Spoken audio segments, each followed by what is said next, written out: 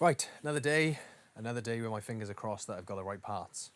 I have had a delivery with some more shiny red things that I'm hoping will fit on my shocks and my spring seats. So if you cast your mind back to the last video where I had limited success, should we put it that way, in getting these other springs, which I've since learned are from a Renault 1916 valve, which have a different strut setup. So thank you to Neil on the Facebook forums for showing me that. I've done some research and figured out that they're from a Renault 1916 valve and they got different strut setups entirely. So I did think, well, I've got the springs, how hard would it be to get some Renault 1916 valve shocks so that they'd fit it? And again, thanks to Neil on the Facebook pages who gave me the heads up that I could do that. Then we've got the added problem of not being able to source top mounts for it, and the top mount's different. So I found these, and these were a bargainous £29.50, £29.95 actually, delivered from Pro Sport Suspension Systems, TÜV approved for my European friends and my German friends. But these are 30 quid delivered. So let's find out if they fit, shall we? Fingers crossed.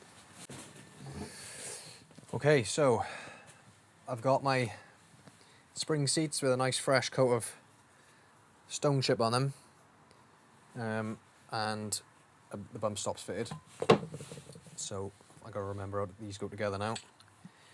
That one there.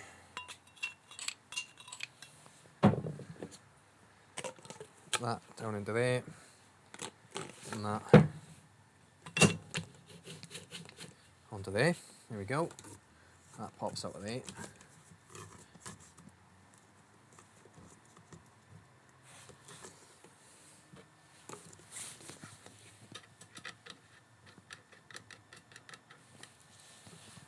Let's give this a tug in the vice.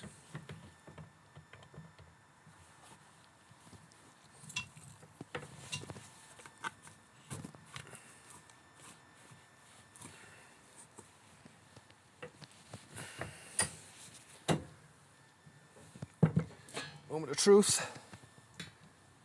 Oh, look at that. That is beautiful.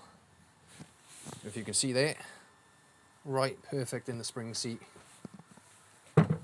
Spot on. I think I'm gonna have to compress these though to get the top mount on, so let's get the spring compressors out.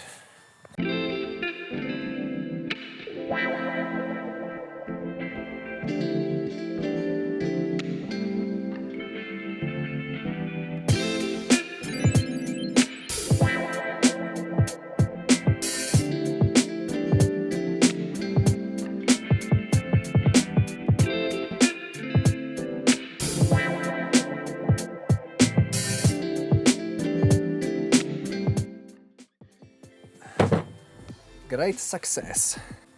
Yep, that looks good to me. We're winning something for a change. We've got some right parts. So top mounts are in really good nick, so I haven't changed those. I'm just going to give them a wipe down and maybe another lick of stone chip. Otherwise, that, my friend, is good to go. On to the next one.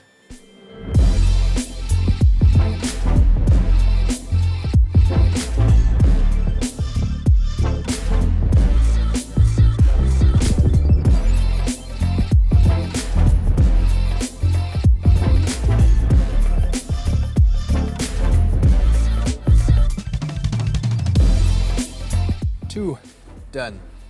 See, that's a cracking job, I would buy. Put these on the shelf now because I'm not putting them on anytime soon. I need to finish the timing belt, and I think I'm going to get a subframe off and give that clean. So yeah, let's see when I get around to doing that. But at least this is one job done. I've got that hit of dopamine. I've achieved something. I've got the right parts for something. Today is a good day. I need a beer.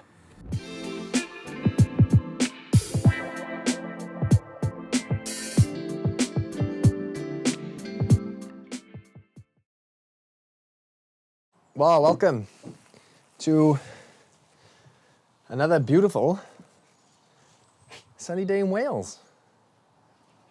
Weather's absolutely amazing today. So I thought, what a great opportunity to come out and work on that thing again. What we got to do today? So you see me, I've done the springs. I've done that yesterday or the day before. Lost track of time. Springs are done, so that's good. They're going to sit on the shelf now because I've got a couple of more plans to do. I have got a timing belt, so I can put the timing belt back on and a new tensioner. I'm going to leave the idler pulley because of rounded bolt, but that's fine. And I've bitten the bullet and I'm going to do the starter motor. And the reason I'm going to do that is because I was underneath it and I really want to give the subframe a really good clean. And to do that, I'm just going to take it off. So today I'm going to tidy it up. You might think I'm keeping rabbits or something underneath there. I'm not.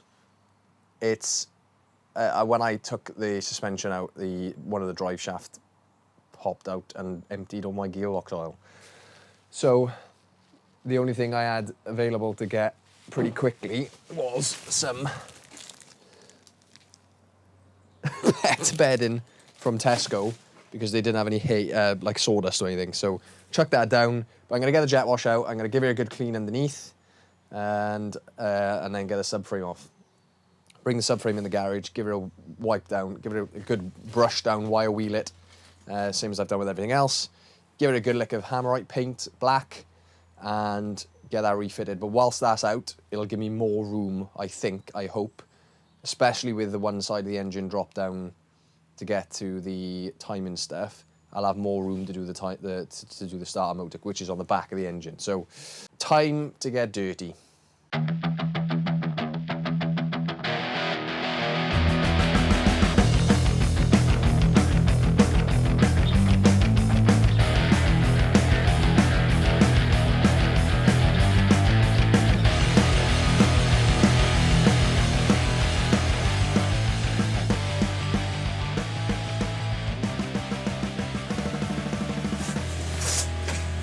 Right, made a dent in that, ish.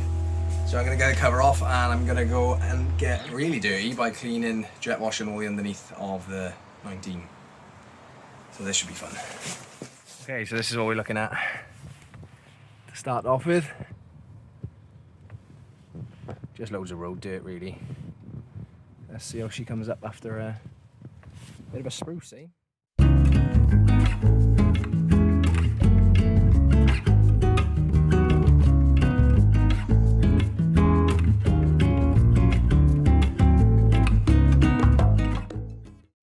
And this is after.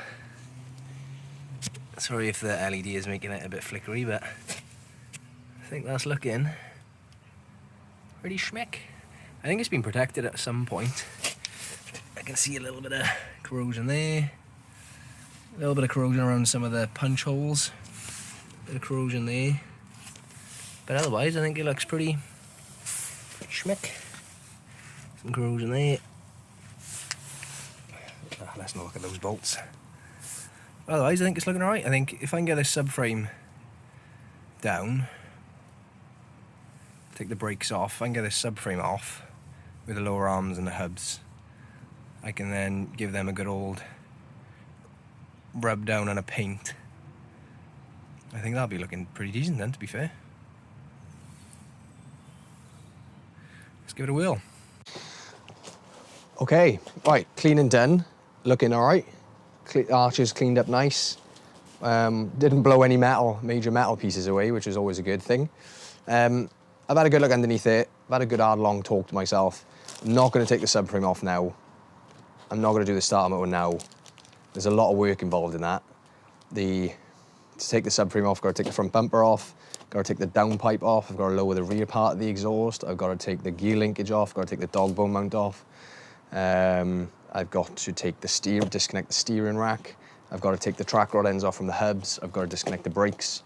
So a fair amount of work involved with dropping the subframe, which I'm happy to do once I know it's going to be worth it. So I think what I'm going to do, I'm going to button it all back up. So I've got my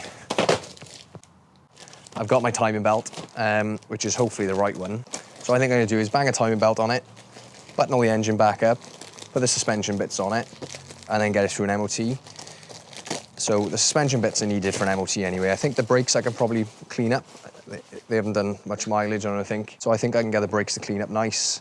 I have to see what the rear brakes are like, but it might be that I put it through an MOT, see if it fails on them, bring it back, sort them, put it back through a retest. And the reason being is I haven't driven it for 18 months. It drove from Bradford to South Wales, and it didn't have much of a problem there. I knew it had one front snap spring, so I was happy to do the suspension on it for the MOT. There's a few bits of rust on the rear arches I think I'm going to need to sort out for the MOT as well. And that's not going to be a Picasso job. That's just going to be a get it through an MOT job. But I want to get it on the road, get it through an MOT and start driving it and make sure that the engine's okay, the turbo's okay, because if it's going to require too much work, then I'm going to have to, question my life choices once again. So let's get the engine buttoned up, back up, see if my timing belt fits. Should we see if my timing belt fits? 5212. 5212. 153 by 25.4. 5212 by an inch. So is that the right belt? 25.4 mils an inch, right? 25.4 is an inch, right?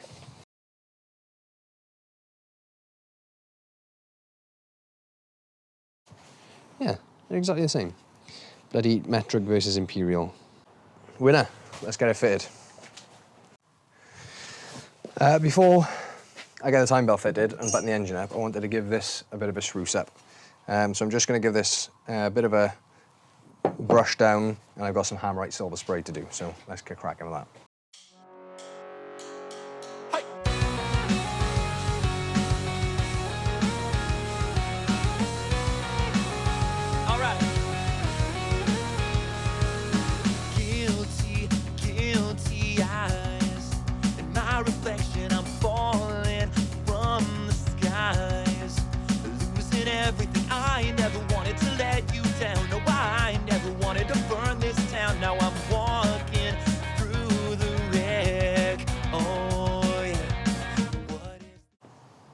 So let's just remind ourselves where we left off. The engine's currently just wedged in by itself, hanging by gravity. Belts are off, so everything's marked up. So hopefully I can still find my markings. Yep, there's my markings. That needs to go a little bit around there, but... Right, so I'll refine my markings and get the belt and the tensioner on. Tensioner can go in first. There's a little locating dowel there. Just go a bit further. Dowel, washer, and a nut on there.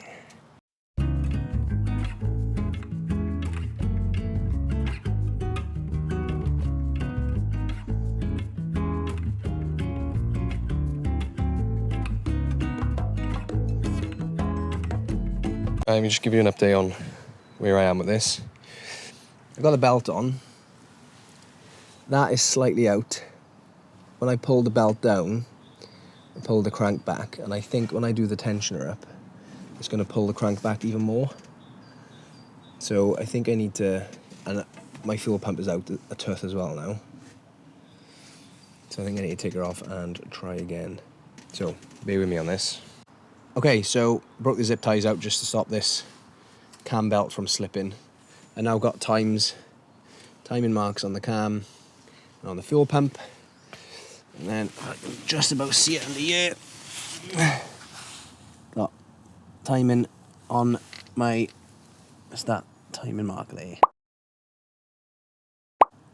Timing on my crank. So now I need to get the tensioner done. The way that's done is on the back of the timing cover down here, there's a little thread for an M6 bolt. And you tighten the bolt up against the tensioner, and then you tighten down the tensioner and take this bolt out. Let's get that done. So I'll try and show you. You can just about see that bolt sticking out there. Sticking out, which is going to now push up against the back of the tensioner and tension that in. So let's just see if I can get a spanner or a power ratchet on it. I'm just checking the Haynes manual to see what tension I need to do. And it says here, the manufacturer specify the use of special gauge Renault tool 364.0 for checking timing belt tension. If access is suitable to cannot be obtained, it's strongly recommended that the vehicle is taken to a Renault dealer to have the belt tension checked at the earliest opportunity. I don't have one of those tools, so I'm just going to have to guess. And the way that I'm going to do that is I'm going to take the old tensioner here, and you see where those marks are? I'm going to try and make sure that those marks line up roughly from where my new tensioner is going to be. Right, that's it, done, I think. It's tensioned up to what I think is the right tensioner. What I think is the right tension. No way of telling, apart from time. So, let's get these cable ties removed, give her a couple of turns over, and see if my markings line up still. Okay, so there's lots of marks in here, right? What we're looking at is this one lining up with this one. You can't see from the angle. Or this one lining up with this one. And then this one lining up with this one. My trusty 19 on the crank. And see if I can turn it over.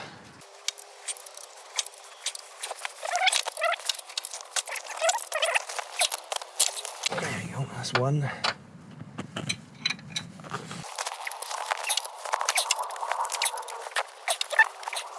And that is two. That are our lines. Absolutely bob on, that is. Right, thank fuck for that. That was a mission. But I can start buttoning it back up now. I gotta try and remember how it goes. Let's go.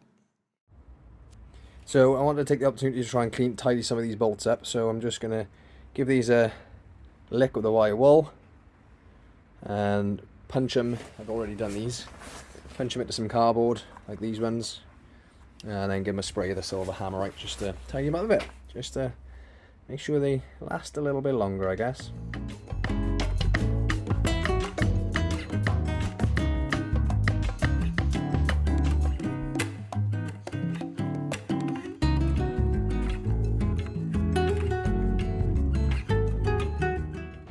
Alright, while that dries, time for a cup of tea.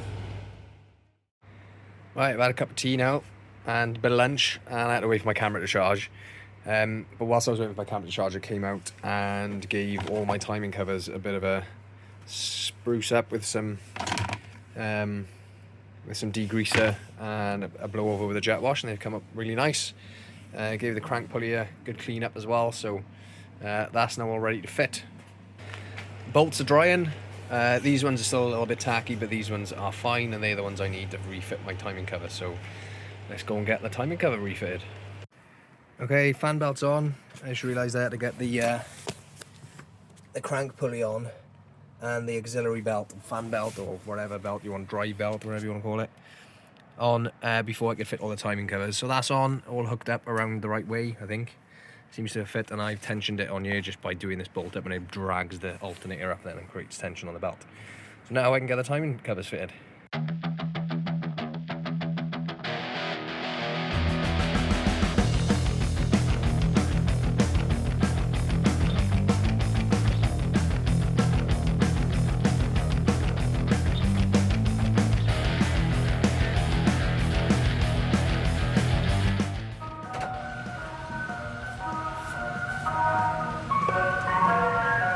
Ice cream in it? Right, that is the timing belt all buttoned up. I missed one shiny bolt, but nobody can see that, it's fine. So now it's time to get the engine mount on.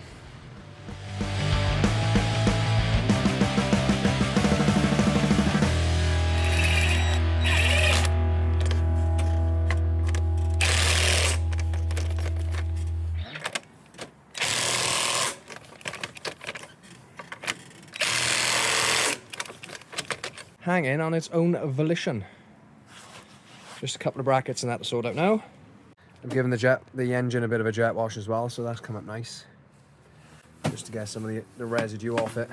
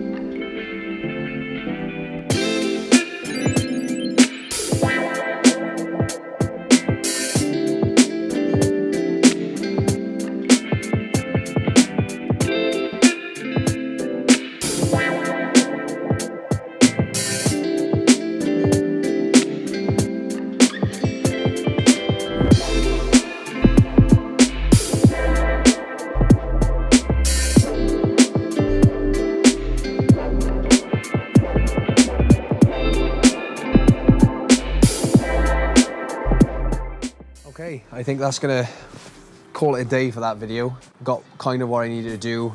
Got the suspension done and all assembled, ready to go back in the car. I've got the time belt done, I've got the engine button back up, giving it a really good clean. A couple of things I've noticed, which means I can't start the car right now. Passenger side inner CV boot is split and the CV joint is separated, which is why it emptied all the gearbox oil out through the CV boot effectively. So the gearbox hasn't got any oil in it at the minute, which is why I can't start it. So I'm gonna have to take the drive shaft off, get a new CV joint for it, replace the CV joint. The driver's side needs one as well, so I'm just gonna get all new CV joints, take the drive shafts off while I've got access, while the struts are out, replace those, slosh some gearbox oil in it, and then I'll be good to start it. But it is looking much better than it was.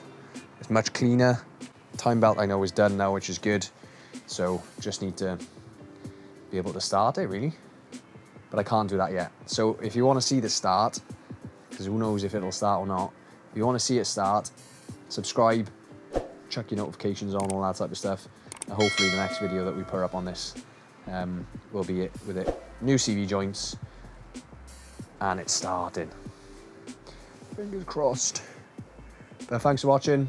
As always, if you like the content, subscribe and give us a like. We're trying to get up to 1,000 followers. We're on about 570 odd now. So please share to any of your friends who think you'll like the content, listening to some dodgy Welsh blokes working on shit French cars. Thanks, guys.